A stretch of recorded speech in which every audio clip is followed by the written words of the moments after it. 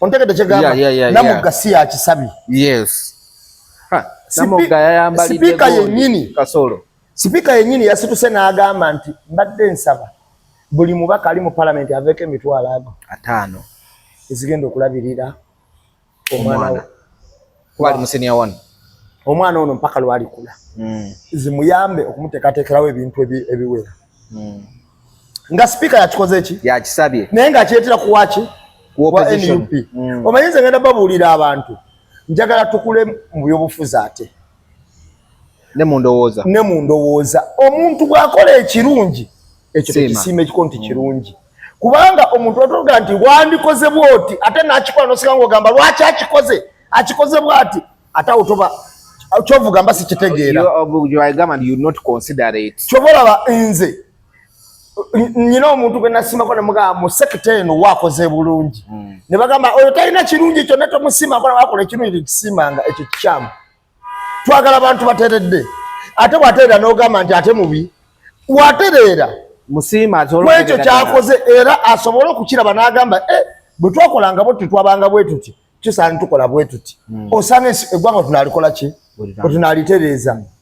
Kummwe atayagadde nziramu Katumba Amala gye yazeemu Mwami Kasolo. Naye Kasolo era yali asaana kubeera Minister of Finance. Lwaki? Lwaki ogamba bwoti? Yerimu emigozi oba mingi. Obulamu bwe bulabika naye yennyini mu ndowooza ye mulimu obutali bwenkanya. Omanyi lwaki? Abantu bonna nga bassa kimu. Ddala Kasolo okuyimuka okukola statement eyo yabadde ali kuti awantu gy'atabadde nakubeera. Awantu abadde ba movement abayitirivu ba RDC baani bakaawo bonna nga babadde bajjumbu. Yalabye RDC baagala oba mutwala kagudde. Buli lunaku nakimuli kamala okunnyonnyolako Omwami Kasolo ye atakimanyi. Abadde asisinkana abantu abe Kalangala nga boogera kutema emiti gye basalanga era abalumiriza nti mwe badiso mwe bakaawo mwe ba RDC mwe mutunda emiti gyaffe. Era mu nkiiko ez'enjawulo. Era babadde bayogeraganya era nga bateekawo ne strategic plan okusimba emiti emirala n'okuziyiza abadde bagikola ki? Bagitema. Otegedde kye nkugamba? Kitegeeza babadde mikwano gye. Kuba ne Katumba gye bamuzaaleeyo. Yes. Era agamba abadde abeera agenda ng'awulira ebigambo. Y'omu ku basinga ebinazi ebingi. Yes. Ng'agamba mbuno muntu abadde wanjawulo eyo. Yes. Kasolo yavudde n'amwambalira. Era of Ugandans trying to threaten the mourners from, yes, because I almost witnessed this in Kalangala Council yesterday when you attempted to stop the RDC to deliver his message. Honorable members. Right, Honorable Speaker. For us in Kalangala, and I want to correct the impression which was created, that in Kalangala there were issues. For us in Kalangala, we are like one family. We are a small community, we know each other, and we are there for each other. I think the members of parliament who went to Kalangala yesterday, when they were giving tribute at the district, you saw this. The RDC was there, all the RDCs were there, the government was there, and nobody was harassed. And that's the spirit of Kalangala, and that's how we have been operating in Kalangala. Honorable Kabusuzia, we don't promote, yes, we may have differences in political opinions, but we don't hate each other. And that one, I want it to be corrected. Right? Yes, because I almost witnessed this in Kalangala Council yesterday when you attempted to stop the RDC to deliver his message.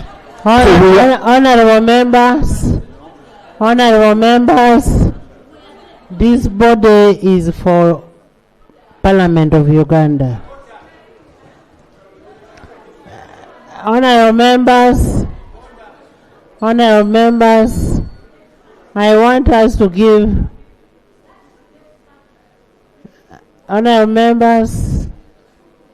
I want us to give Honorable Helen a dignified send-off. Dignified.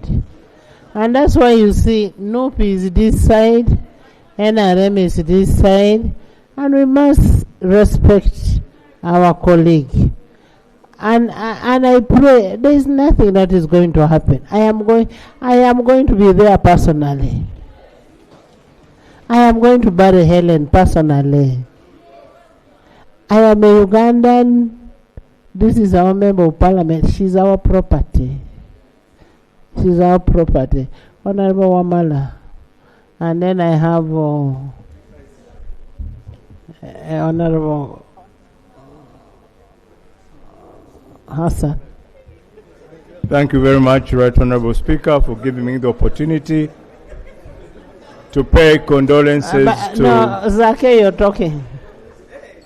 To pay condolences to one of our own.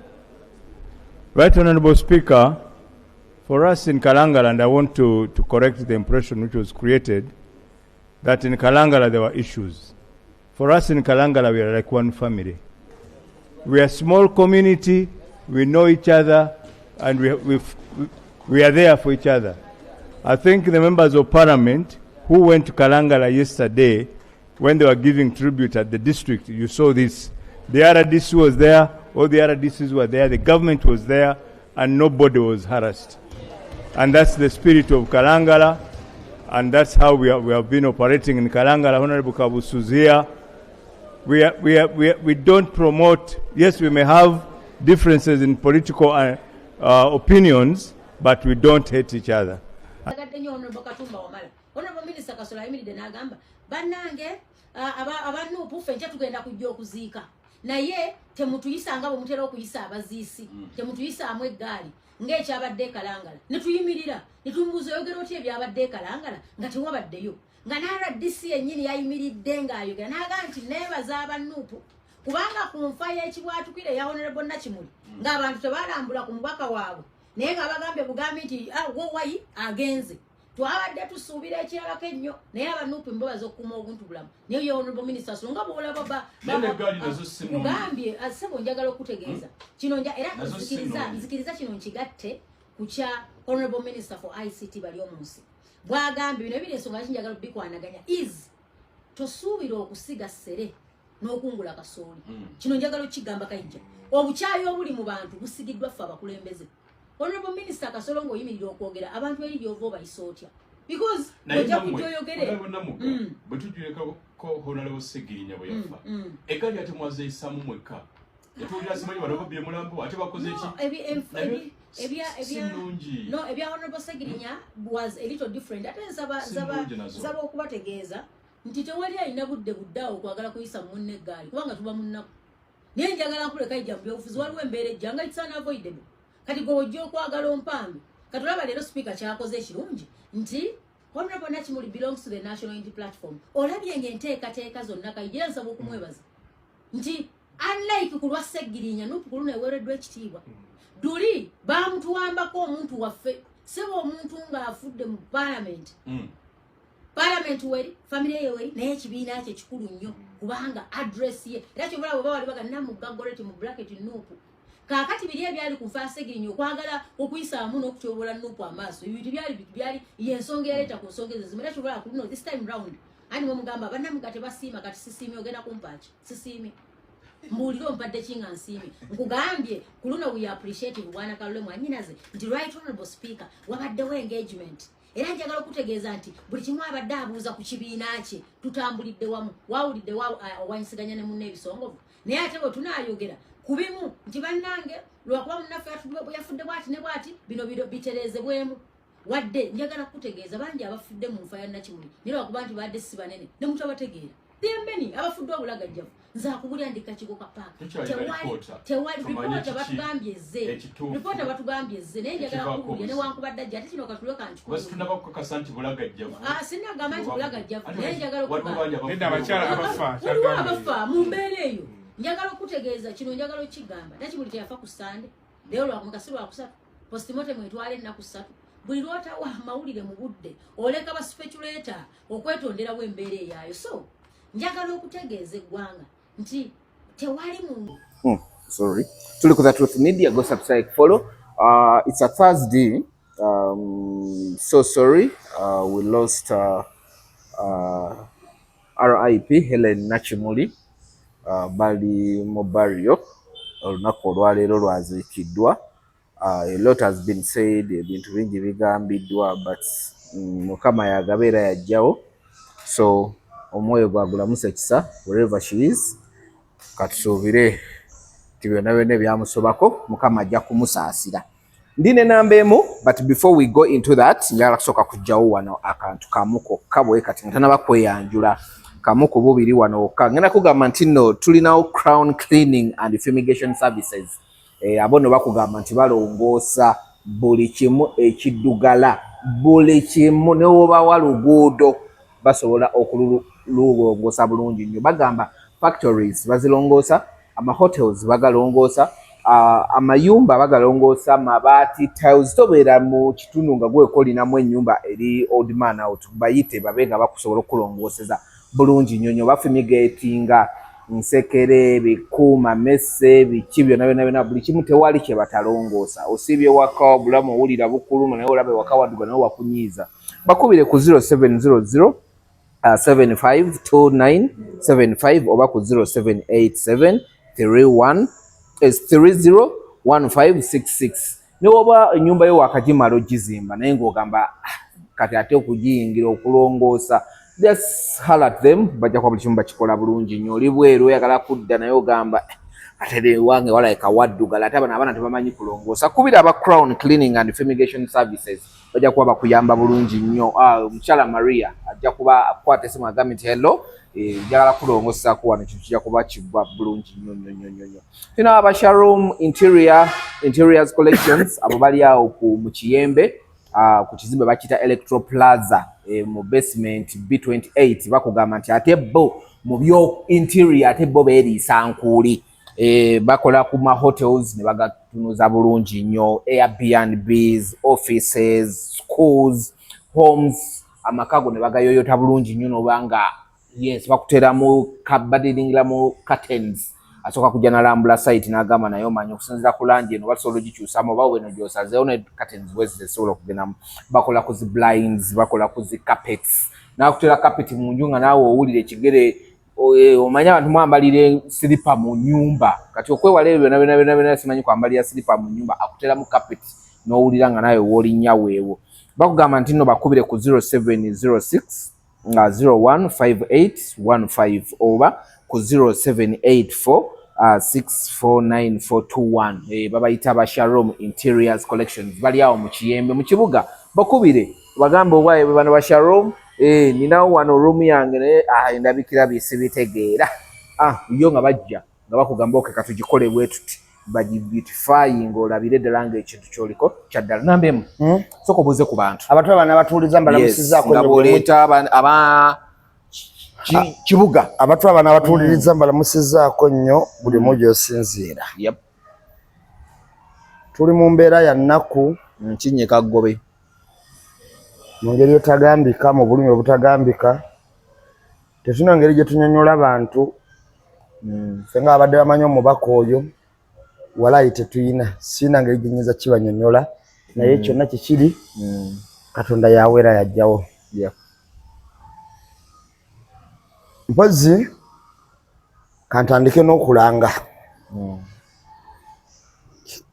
omuntu yenna ng'oli waka, oli bize, oli mu ofiisi, oli walako, oli ku mulimu, kibuga kijja kusumbuwa.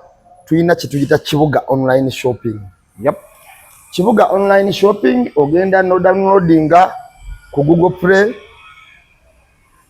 nojjayo kibuga n'ogiteekamu app n'oba nayo n'ogula. Ate osobola okubeerawo ng'oganze siina mulimu, downloadinga app ya kibuga ononye ba customer buli agula ng'aguze ng'ayisemu ggwe ng'ataddemu koodi yo osobola okufunako discount ewere. Era olunaku luyinza okuza nkoze emitwalo gyo nga 18 oba 5 oba osinga atayaya bw'okikolera omwezi oba olina miliyoni n'okusoba.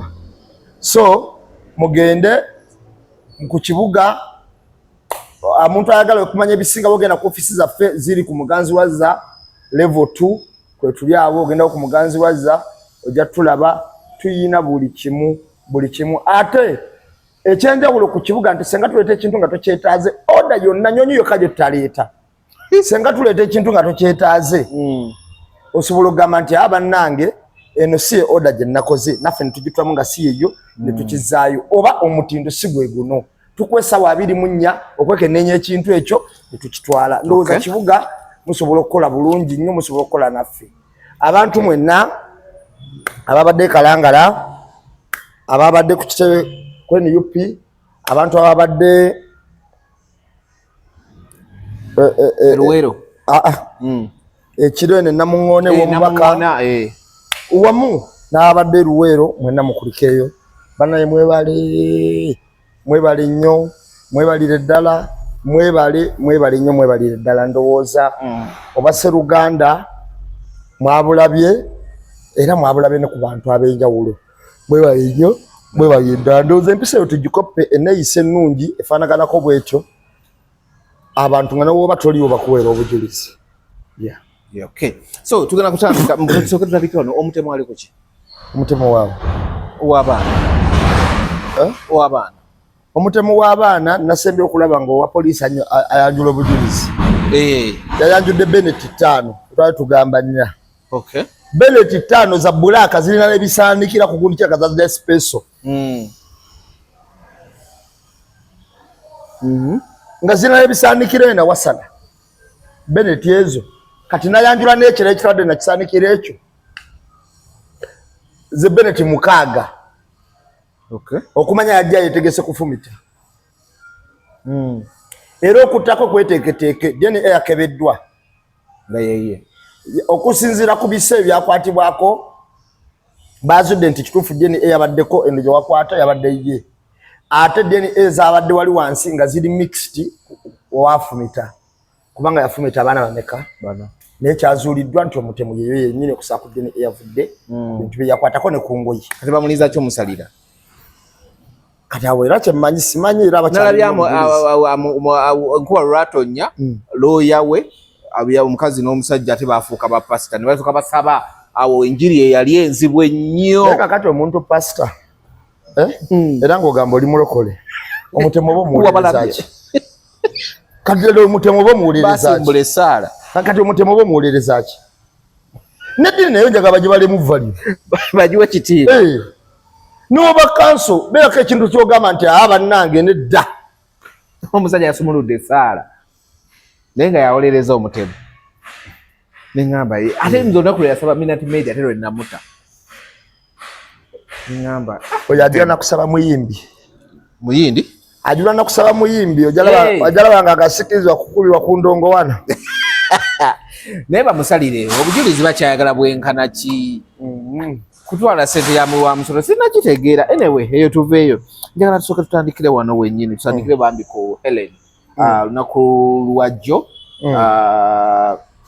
everyone ng'abantu bali mu kunyolwa opposition beegasse wamu n'ekibiina ekiri mu gundi nti omuntu abavuddeko bonna babadde bamutegeera abadde mu gundi waliwo yaleese narrative nga ye alinga aleetawo akakuku wakati era omukulu Katumba Wamala ndoza minisita wa transport n'avaayo immediately n'asangulawo ebintu awo ku speed n'amwambalya indirectly nga tamuyisizaamu maaso naye ng'engeri gye yabadde ayogeramu ng'alinga mugamba omukulu Kasolo tulekeemu kyokka ate abantu ne batakugamba ne bagamba oyo era ebyo bibadde bimusana okwogera kubanga ate akalulu kali kaweereege nnyo eri ng'ate mbuye yakalimu ngera wawulira wano ekakuuto we baali bamulumiriza nti yajja n'atawaanya ebintu era akalulu kali akagwa Kasolo ke bamuwangula mpozi kaliko ki ojjukira ebyali ewuwe yes omanyi nti waliwo n'omuntu eyafiiramu yes bamuteeka kwane kuye kakati wegenderezanga nnyo ebiseera amazima gennyini abantu of course yeno maiti Nakimuli abadde muntu wanjawulo kwa gundi yagambye ne munayogera kintu era nga bw'owulira amongo nga bw'owulira nti Nakimuli abadde kimuli amazima abadde kimuli kyennyini. True that.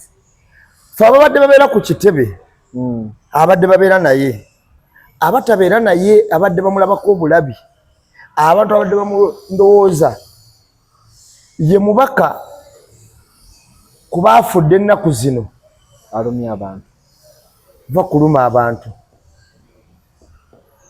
ekyalo constituency ngamba okuyisa omubaka mu Lwanu constituency nga bakuba miranga kibadde ku Nakimuli okiwulira kibadde ku Nakimuli constituency abantu nga bakuba miranga kibadde ku Nakimuli era abalonzi abakaaba oyinza n'okugamba nti ba Luganda ku ye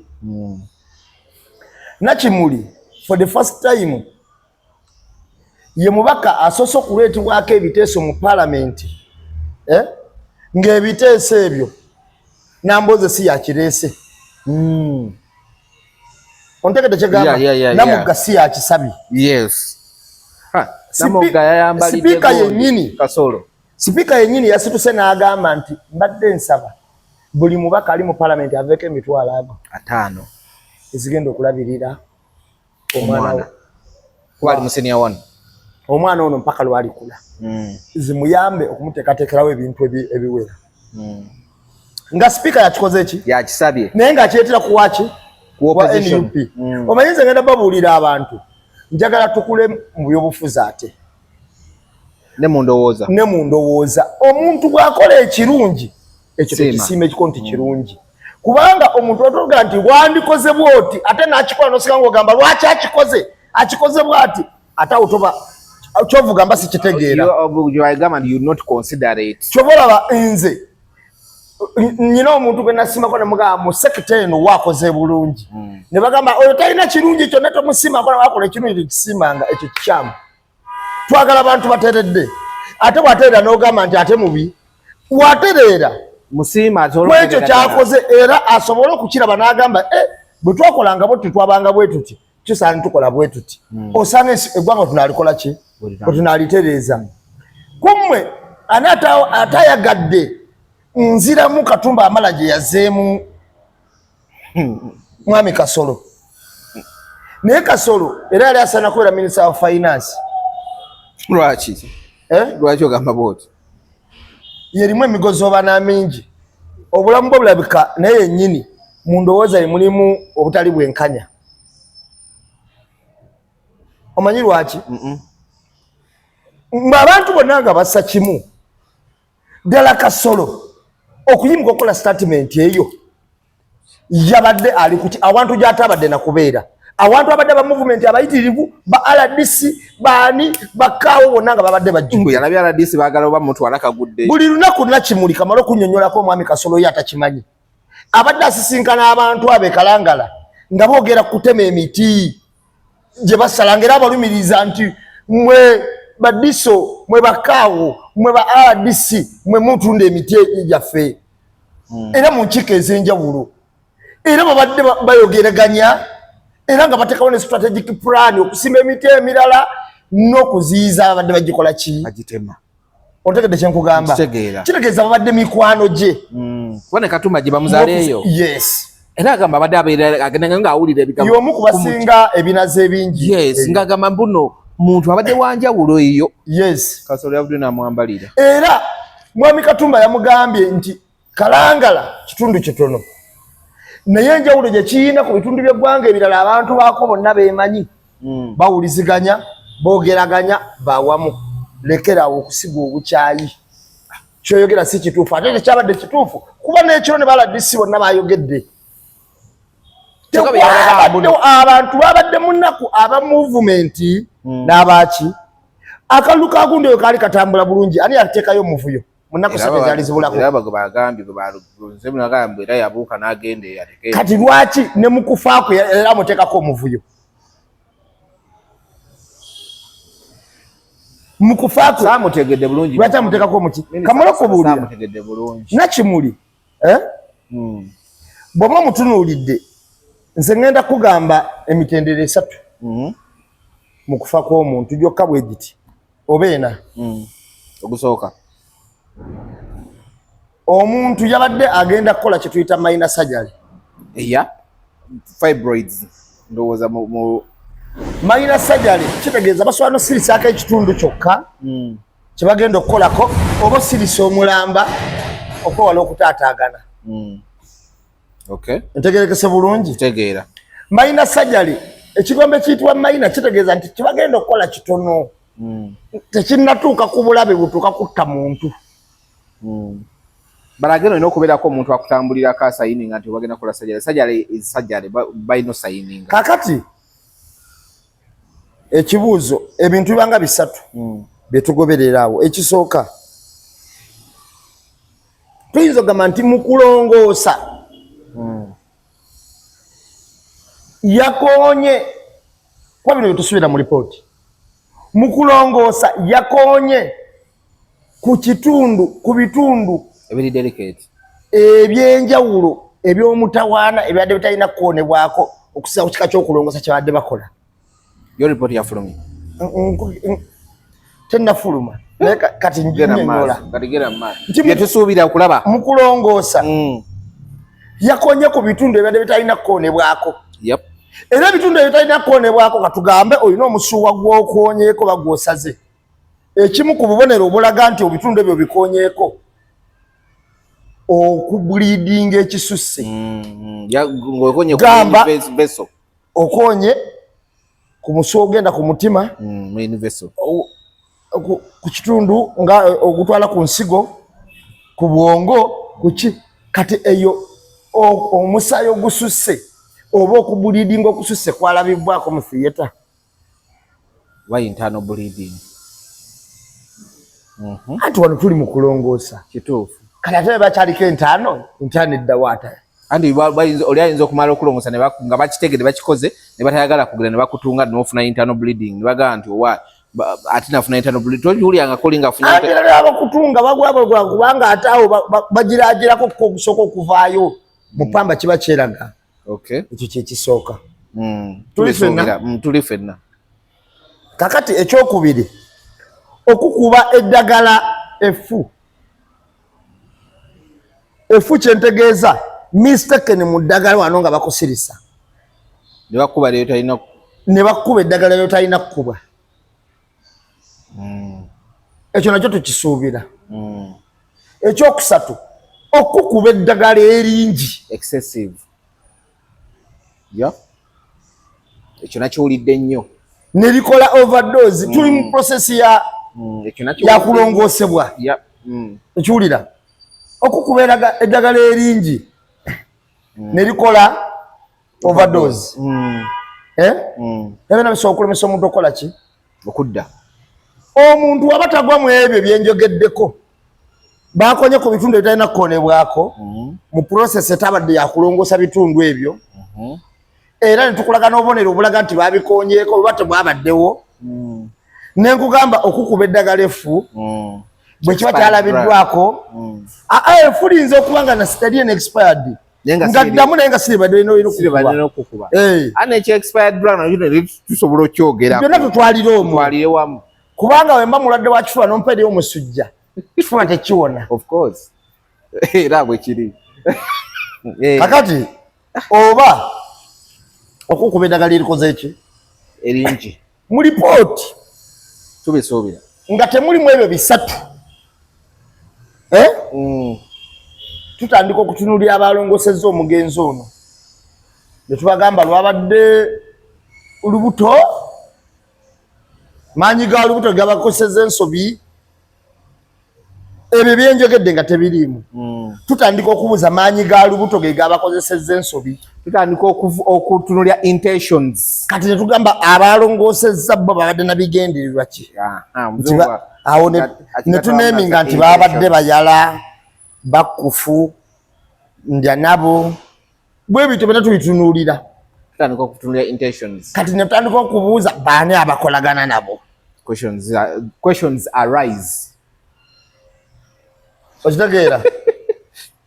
Baani abakolagana nabo. Kati bw'omaliriza ebigambo ng'ebyo osobola okulaba kubanga kyangu nnyo Uganda yayonooneka. abantu abalaba abapoliisi balaba abajasi abasawo abasomesa abakimuli sector ojja kwesanga nga abantu tekyaliyo bantu besimbu nti ono kandi bakyali besimbu nga bwe kyali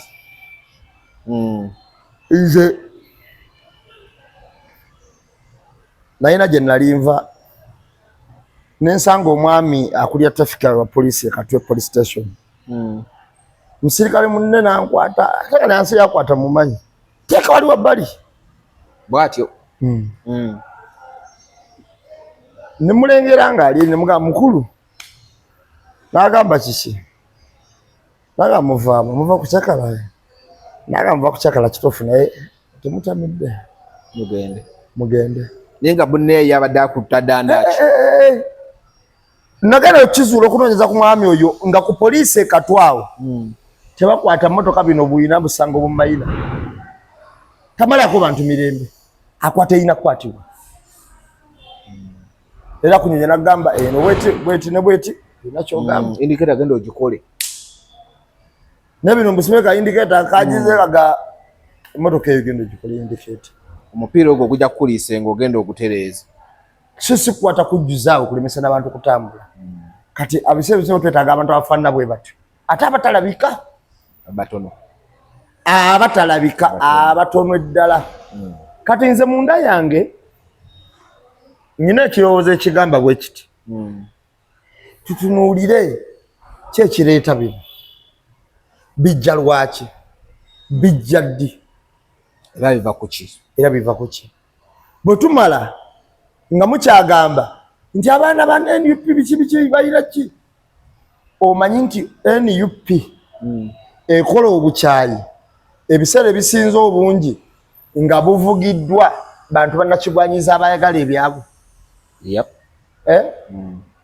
okimanyi omulambo gwa Ssejjirinya okuwerako effujjero lyonna ly'abantu be balaba baali bannakigwanyiza bajja nga baagala byabwe ku ntaana eyo guno mayite eno palamenti yakoze kuziika kwonna bw'otunulira Jessica Alupo yatuwadde miliyoni 10 Amongo yatuwadde miliyoni 10 Mwai Museveni yatuwadde miliyoni 2 Vice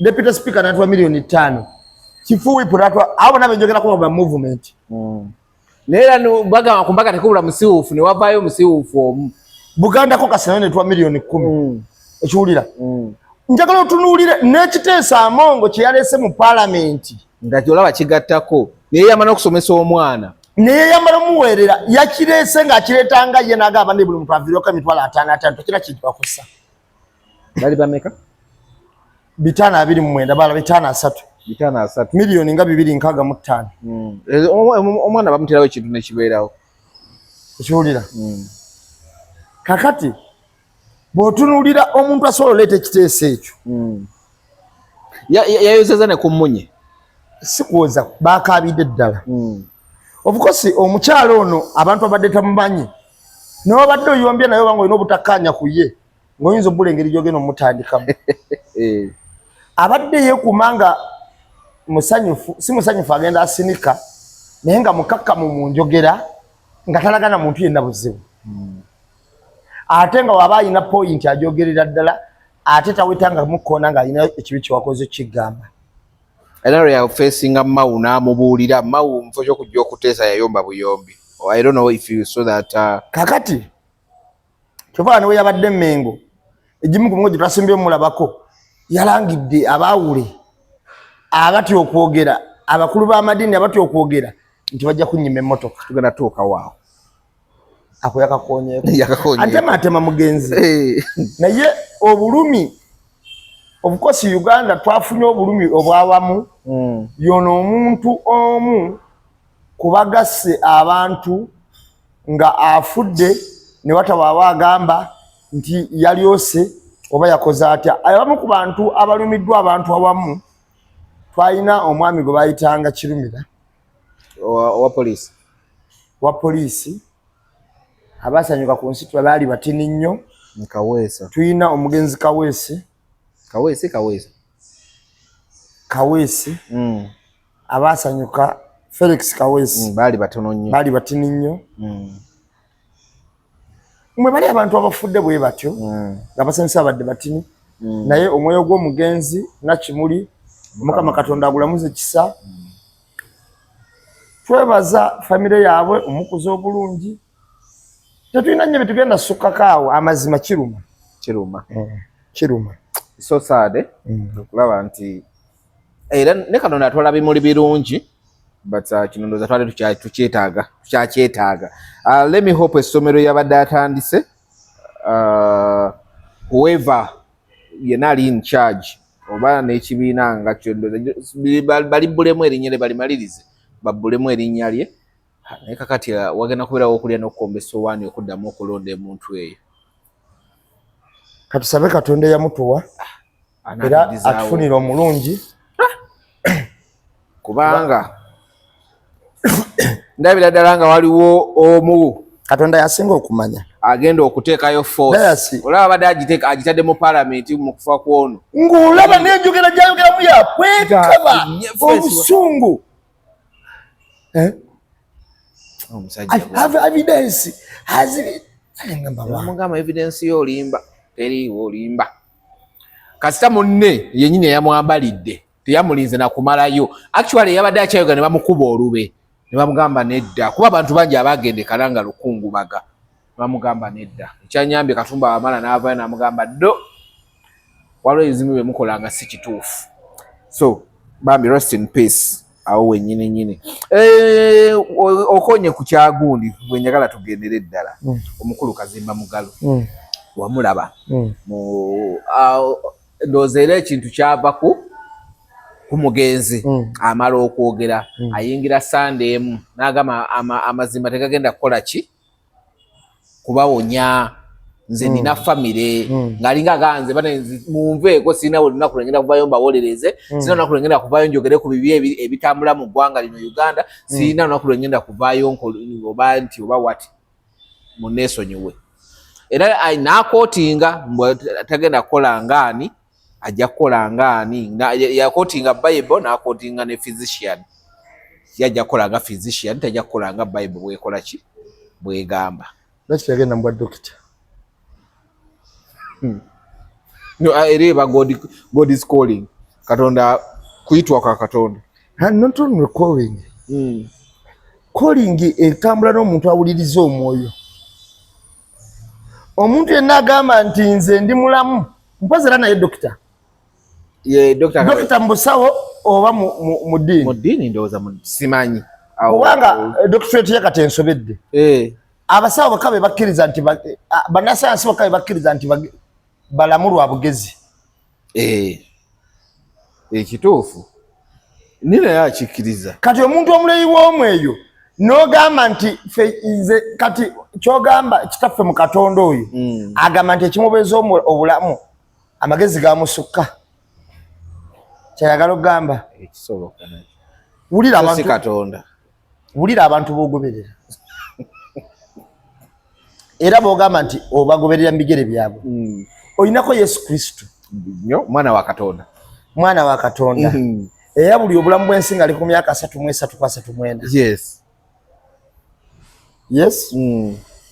Olinako abajulizi abaafire namugongo abali myaka 25-28 yagamba ina family bwe nambyogera mutumanya okiragera uliriza era bwogenda buli mwaka n'ogamba tulina n'olunaku lw'abajulizi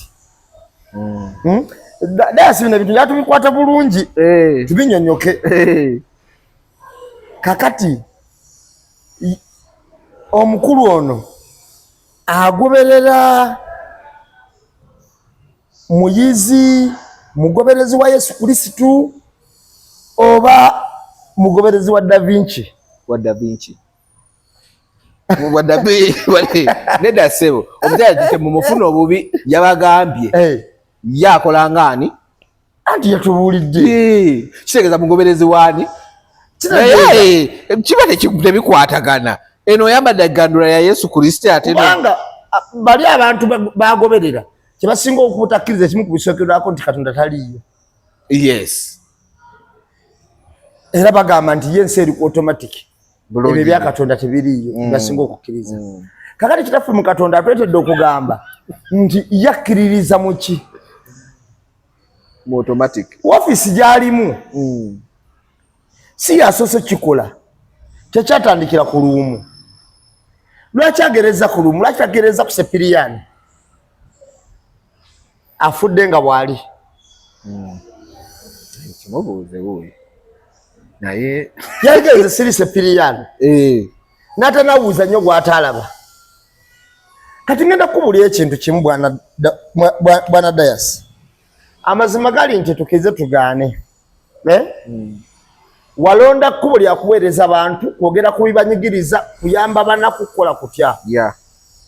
Kaakati bwe togenda kwogera ku banaku olw'okuba gw'oli mugagga ate anyigiriza abanaku kyaliwo. Of course nze senga nabadde mwami Museveni senga Kazimba namusibye dda. Kuba Seremezi yakoze kubanga owekitiibwa kitaffe mu Katonda Kazimba yannyonnyodde ekyabadde kikakasiza ddala nti eno gavumenti ntemu buli agibuulira amazima. Era nze ngenda wangaaliranga mu bulimba baleme kuntemula. Bwe kiri abantu abamu tebakabuuse yabadde kuba yasuse n'atugamba kubanga mwami Museveni nadde njagala nze ambuulize omukulu oyo nti baani abatemu era baani booti abagenda okutta. Nti nze nina famire ng'amaze n'okukiraba bulungi akinnyonnyola nti omuntu ayogera amazima muŋŋamba njogera amazima. Nina famire ng'alingaga nti ayogera amazima go batta. Awo mwami Museveni nadde nkwatira Kazimba ne mugamba buli ayogera amazima go batta. Annyinnyonnyole. Of course Kazimba yabadde asaana kukwata. N'omuntya ne press conference. Yes. N'omugamba kati mbuulira. Tubuulire nti twabagana okwogera amazima twogerako mupatta. Ani? Era ani? Era tunyonye ne famire gy'olina munnange gy'otutiisa gwe okwogera amazima. Mbwe ebintu ebimu tebisaana kwogerako mu lwatu bwe yagambye. Ate nga Kazimba wuliriza sala bwegamba tunaabeeranga ekitangaala eri ensi ekyolubeerera. Ekitangaala okikwekawa so si ekizikiza kyokweka ekitangaala okikwekawa tewali era kiwaganya mu lwanga. Tunaabanga ekitangaala nga raise ziyita mbuziti. Tunaabanga mitwe so si Bayibuli wegamba ye mu masomero wa Bayibuli. Tunaabanga mitwe so si mikira. Twagisomera wa Kazimba Mugabe. Ekiwulira. Tunaabanga emitwe so si mikira. So si bigere. Tunaawolanga amawanga so tetwewolenga. Tuleerangirirako obuwanguzi. Kakati Kazimba Mugalu talina njawulo n'oli eyasigalawo obwomu eyali nnabbi gwe nakunyumiza. Eyagamba nti ekingwisiza kava bannabbi bonna baweddebo mukama wange osigazza nze omu. Kangwe kaba tuleme kuggwawo. Namugamba baka bonna kutuma bututte nti sinnabutwala naye wasigaddewo nze ogu senga ngende nja kwatosigaza nnabbi ku nsi namugamba awulira ono. Nyinayo n'akasanvu takafukamira nkona ku bayaali. Kakati ne Kazimba bakyewaana tuyinawo n'akasanvu akatatuukira nkona mwami Museveni naye nga bonna baliredde okuweereza eggwanga nga Archbishop. Kanoni ne gundi ne Archbishop anaabasinga amaanyi. Kazimba mu ddiini eyo yali waggulu kati Kanoni we ate yavaayo n'ayogera opposite mu kusabira mukyala wa Waiswa Bambi rest in peace. Yavaayo n'akomerera kati ate yamutwala yavuddeyo akola ki? Naye abo ndowooza baali bakatuliki. Abaliwa? Kazimba mukristaayo. Kanoni aba mukristaayo. Togamba Kanoni ani? Omwami mukulukulu gundi twali ku oyo mukatuliki. Wakana kusinga naliyo twali kuba president wano. Wamma mukristaayo kubanga muganda wa wono omusajja yafa. Yes, omutegedde. Sekadde. Omutegedde. Muganda wa Sekadde. Kati ye yayogera opposite ate yamutwala yayogedde opposite. Fena tusome eddiini. Enjawulo gwe mu ndowooza yo wayina ki? Ekyo nakyo kikulu.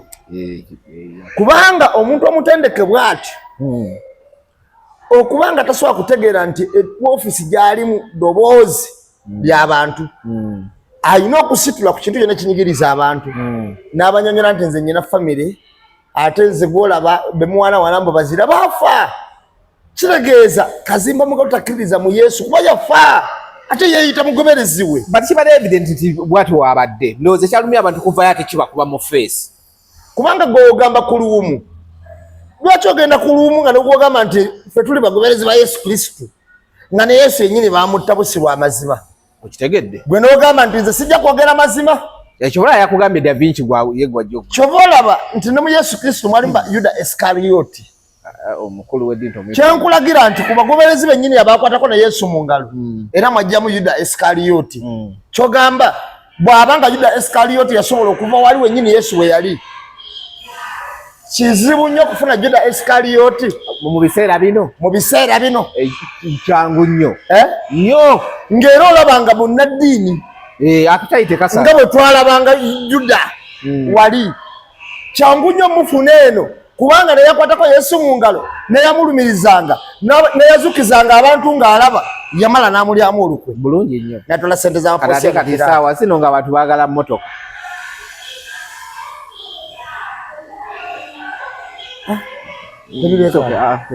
kakati bw'otunuulira ebintu ebyo nga ebitambula n'otunuulira abakulu b'amadiini n'otunuulira kuba twasooka mufuti mubajje kati Kazimba we naye atufukidde kye baawalula weewaba abensa bakyalimu mwebali naye banti kati bakigamba batya nti bano bakola nnyo loudness ati ne babikka bali abantu ne balowooza nti tetukyalinayo yadde n'omu kakati munaye abantu bayina ati mwebali era ngenda kukubulira ekintu kimu Bakazimba obayaba obudde bujja tubuulira ekituufu naye toyinza kuba mukulembeze wa ddiini nga tegwogamba nti oli munnasayansi Katonda dayasi tobangawo omuntu agamba nti nze ntegeera nnyo kyenva mbeera omulamu okufa tekulina magezi mwami Kazimba kamubuuze asubirawo omuntu agenda okufa mu kifo kye nga waliba atuusizza okufa y'engeri gy'ali kakensa nti owaye nyamba onfiireko wano nti ye talifa kwolwo niwaba afa mu kifo kye ekyo kamera kyesigali kubanga ngenda kubuulira teri asobola kudduka kufa of course okufa si tteeka ekyo nakigamba okufa si tteeka senga lyali tteeka senga waliwo abamenya etteeka eryo era senga tulaba omuntu agamba nti Dayasi yatwereddwa mu kkomera ate yaziza gwaki yagaana okufa teeka yali menya kakati senga okufa bakiyita bukakafu it is a must it's our destination omuntu oyina okufa bukakafu nti oyina okufa so kikakata ku buli muntu sajja watu kati Kazimba ansanyusizza nnyo naye babuulire Bayibuli egamba nti ekijjula omutima akamwa kye kafulumya bino si bigambo byange mugende musome Bayibuli egamba ekijjula omutima akamwa kye kafulumya era kamala okunnyonnyolako ekintu kino kakasi kyenkugamba ojja okwanga omuntu ng'ali mu bibye ojja oba abanyankole bakuyita ku kirigiita okunyonyogera tutiko olina omukwata mu kale omunyogereko bwabuuka bweyekanga kigambo kyafulumya empisa ze ozirabira awo ogenda okuwulira nga oli afulumiza ogamba gwesobola kwogera noga okay era wabeera muntu mulamu ng'ayina Yesu Jesus Yesu ng'omanya oyo muki muntu mulamu muntu wa Katonda alina okutalisi wa Katonda nyenaga nyabo nyabo okitegeera naye woowuli okugamba oli gwafulumiza manye bye bigambo biba bimujjudde munda mu kwekanga Bayibuli kyeva egamba nti ekijjula omutima akamwa kikafulumya okay kituufu ekijjulo omutima kubanga omumwa muzindaalo gwa mutima kakati togamba nga nti saagenderedde ate nga byogerebwa omuntu amanyi n'okusunsula kubanga munnaddiini bagamba oba ogenda kwogera weefumiitirize ebyo naba yayatendeka bye basiba bagamba n'abantu oba ogenda okwogera fumiitiriza bo bennyini teyafumiitiriza kakati anyway mwami Kazimba bajja tulemesa okusaba oluyimba Bobi yaluyimba yali ne bugembe naye njagala otegere nti no Bobi Wine omusajja akyasinza okuyimba oluyimba aluyina omanyi nti no Bobi Wine omusajja akyasinza okuyimba atya anti bano bonna bakazimba bagenza okujja nga yabyogerako dda mwagala nnyo kugenda mu ggulu naye temwagala kufa kati sigaziba ennyimba bbiri ne kolabo ya bugembe oyitanga nandiyagadde nensaba ku Sande naye ate bantu bangi banoonya mirembe naye mpulira ebizibu bisinga eyo kitegedde ani yatankudde Kazimba okwogera ebigambo bino byavudde ku bya mmotoka omugenzi byayogera ani yamutankudde okwogera bino Kazimba bamenya ayitawo okugulu nagamulekerawo kyakoze abasirikale I remember that. I remember that. Nga bamenya ayitawo okugulu nga bamukubye ensi yonna ng'eraba abasirikale abajja tusimanyi n'abaki abatalina abamanyi naga ffe twabakyokoza. I remember. Ekyo kyannuma nnyo. Anyway, gundi bamukwatidde ki? Hani? King Zale. I saw King Zale nga drone mweyimbyemu akavungano ne kabeerawo awo. What happened? King Zale photo soldier. Yes. Yabadde ava Kalangala. Ku vigil. Bamukute kuna vigil. Yes, nga ava Kalangala. Byabadde akoze kifujjo ku kiki? Baade balina bye beetaaga. Ye tumanyi waali? Tunamanya. Nga tumunoonya. Nalabye Nubian Linga ataddeyo. Ningamba. King Zale. Ne weebuuza lwaki bakwata abaana. Andange kyembuuza. Kyembuuza why? Kubanga omuntu anoonya Kyagulanyi ate okwata Bluetick. Ne Bluetick bamuyodde. Bamulya. Bluetick bamuliira ate wagundi. Bluetick bamuliira wase wa Waiswa. Mukyala we yafa. Kulumbengera tugende Namuŋŋoona. Oh. Kati lero akutte Zale. What's wrong, Chichi? Kutya. Batya. Balowooza muno tulina information gye tulina tewali waddemu. Ffe just twagala Uganda ya bwenkanya. Just arresting how much? Twagala Uganda ya bwenkanya batabani yabwerera okukwata abaana. Batereze butereza mbi bayina okukola. Niwo n'abakwata n'obamalawo. Okujja ko Uganda ng'ogikubyeko little boy.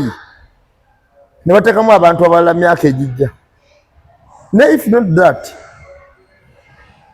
Biri mayina byonna bye bakola.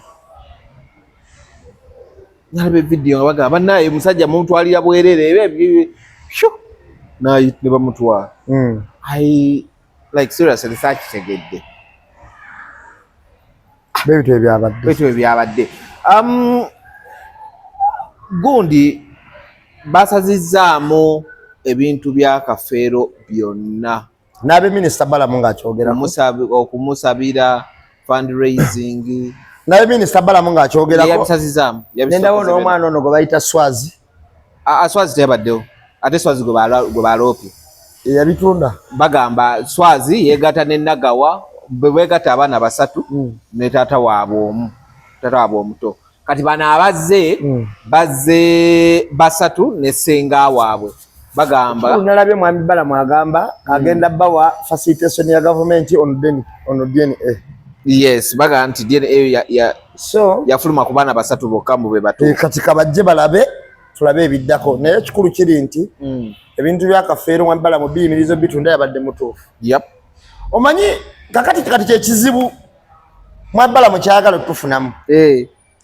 Bwekola ekituufu tukisiima nti awo yabadde mutuufu.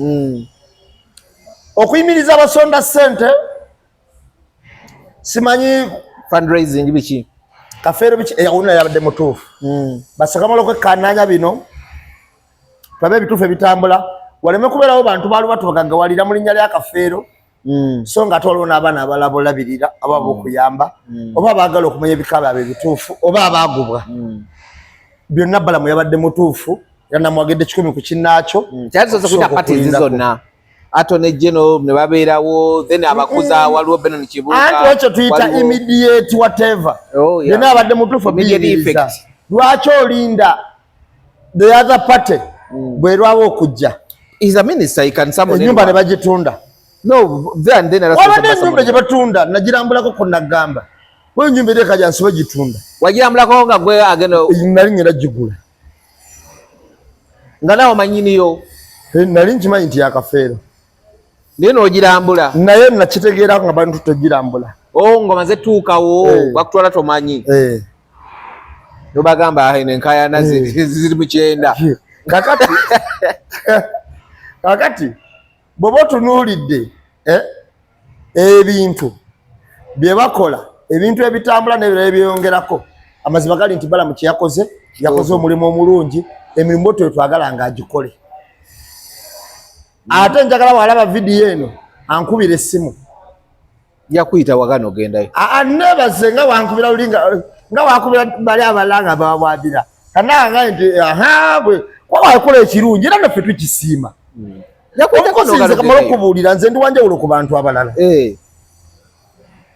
nze omuntu wakola ekituufu nsima nti akoze kirungi kyovala ku luno nasiimyamu ngo mu palamenti era simulinako mutawana nawajja okuziika kubanga ffe ba National Unity Platform tetuli ba muvuyo wabula bano bennyini batukolako omuvuyo ne batufaananya ffe ng'ab'omuvuyo bakolako ekikolobero ng'ate baagala bakube n'enkaaba gy'obookaaba ne bakikufaananya ne bakiteeka mu ggwe okay nga tumaliriza oyogedde obadde oyogera ku Amongo Amongo olunaku Kyankwazi lwe yaggwa beekwata mu ngalo ne Mawu nendowooza ffenna ensi yonna nerowooza nti bano olaba nga beewadde akafumito nti bakwataolaba kyali kisoboka anti awo kyagira omusajja Mawu egundi yabwe ebeerayo buli lwakubiri press conference eya DP kye yakoze Amongo n'amugamba bamuwa ekifo ekyo nga teyeetegese kyovula bakikozesa bubi yasinga enguzi eviira ddala ku bwa sipiika era singa teyali ye singa era enguzi gye tulina ennyingi bweti singa tefumbekedde nze ndowooza yabadde mukaawu Mawu naye nyiri siaswa mujja kadisi ate lwaki nga bwe sigijja ku sipiika ate ayagala ekifo ekyatereezeewaawo ne Mawu talina kyaswa tereza ye Minister of Justice w'amateeka bulungi nnyo agaterezezaawo ndaga we gatereredde andi byagira andagaawo gwe ndaga nti Mawu kaze mu Justice Ministry bino bibiteredde ati agamba yaleta copyright n'ayita abantu ate speaker side ya speaker neekubira abantu ng'ebagaana okujjayo ewojjaguza nti ebintu bye waliwo abirinnyamu buli ssaawa ye kyalaga kyobola ayagala agende wali yeewala obbirinnyamu Amongo tagatuuka kuvaako okujjako Mawu nga yeegayidde mwami Museveni n'amufoose nga mpaka wamutuuzaawo ati yamuwaana juzi wano n'agamba talabanga bukulembeze anti Museveni bwakuwaana tunula eri bamuwa byoya byanswa wano akuwaana wano naye nga kyategeeza kiri eri ng'emanyi ge yazze naago n'alumba omukazi waliwo ekirala anyway tunaatandikirawo ogundi ejja naye nga njagala kubagamba mugende ku app ya Kibuga mubeere nga musobola obwewale emivuyo weewale ejjaamu weewale ogula ekintu ng'osobola okkizzaayo gy'okiguze Kibuga online shopping naye kugamba aba interior weebali okukuyambako interior y'enjuyo then ate abalongoosa ebintu cleaning weebali babayita ba Crown cleaning and fumigation services then aba interior babayita ba Shalom interior collections gene mubeekwate tunakwatagana mpozi kenerabidde banaye ku Monday abantu bana abatuwuliriza ku Monday mbane night kuli gasi mpozi ekyenjawulo kyennyina ku night eno night yange ya badoni bokka. Kati fotogobye Kyentegeeza njotugobye kakati mmwe abatali badoni tetujja mujje mulabeko ku ssente z'obwereere bagaba wangi abatali badoni mujiteeyo mulabeko ku ssente z'obwereere ng'abantu bagaba $5 na $. Era olwokuba tebagala kuba bagagga bannaabwe kata gwe kikakatako nnyo atali mugagga obeerewo kubanga ate bagenda zisula bagagga naye balonde nedda walina okubawo abanaatwala ssente mujje naiti nakoze y'abagagga booking ya tebo nkubira simu nonga nambemu nze gundi nkwereza ssente bateke ecupa yange buli Monday every Monday on Legacy kusaasanya so mukubeerako ko abayimbi ku Monday no tulina Hajji Haruna Mubiru Monday eno kikadde live band kikadde Haruna Mubiru live band kikadde lukoba ku lukoba onoba lwakuba nazadde bweru gyolaga ina baana buli omu ne maama kati jangu nze no akayimba lokalokalwe mumanyiiko olwo ate nakayimba kaza kasinga okunsanyusa bakayita maama omulungi ako bakayita taata taata omulungi yo yafaayo ku makazi ekiruma maama kimyanyo n'omwana akati ate akamama ke kaliwa akamama mama omutima gunnuma mama kati mulimu vasi esinga okunyumira egamba etya gireke egamba oli musomesa mukulu wadde olumu nkunyiiza naye mukwano gwe tegukendeera ne mu maaso gongulaba woba nange bwenkola ku kyejo nange nembanga omwana wadde nkuze mulaba nkuze naye era kyampita mwana maama kankole nnyo nange nfube maama muwe buli kyetaaga kati ku Monday eno zigenda kuba mmeka Monday fena tugende wane ezana tuli zana ku Legacy launch ezana mujje gamba muganda wo gamba mukwano gwo gamba sengawo gamba maama wo of course ye night yo ketali mu kwemula kigambo kyonna kyabuwemu lukoba ku lukoba nyimba nkadde mujje tebo jibukinga ngo budde bukyali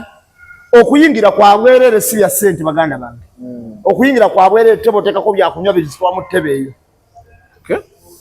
otegede kigamba okuyingira kwa bwerere tebo tutekako bizitwa tebe eyo era tubegayiridde ku Monday night yegenda kubeera massive mujje ku Legacy abasunze enjuki mujje uje tukoma kubeera abangi ekijjo kukoma okunyuma Legacy launch zana every Monday mujje kembadde neerabidde akantu kamu walabye mukyala wa Bruno Kenga afuweetenjaga mu kamera ani yenna Vanessa ono yali akabira omwana wali osubira omujja kadisi wali tomumanyi no nali nga nene simanyi nti atuuka ku extent ki kyotamanyi extent ki eyakayaga nti olinga agamba mbu yali ku extent ya wansi nnyo kale yagenze wala ebyo byabadde abaamu buli kaseera nedda byebyo ebintu bye njaga era of course onakaanira omwana omumu evidence yafunye amaanyi ati yatadde ku Facebook n'agamba ate kuno omusango gunyumidde ngenda guwuutanga bwennywa ngamba era agumaze anyway kale tunaddamu